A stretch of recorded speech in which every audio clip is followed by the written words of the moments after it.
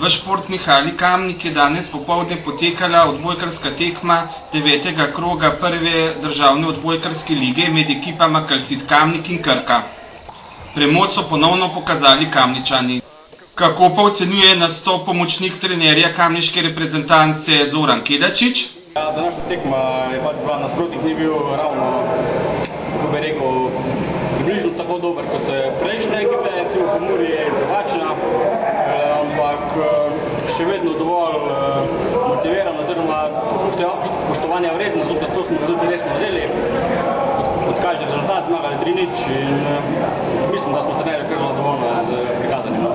Na katerem mestu ste pa zdaj v prvi državni ligi? Trenutno se nahajamo na 3. mestu in mislim na točko, oziroma 2 točke za drugim in 3 točke za prvim, tako da smo bili optimistični glede tega, da se uvrstimo v končnico igro za prvaka, tako da bo kar vreme.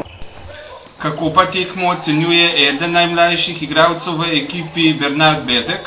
Kako ocenjuješ današnjo tekmo stališča igralca? Ja, videl smo, da je nasprotnik verjetno malo slabši, saj bi bil rezultat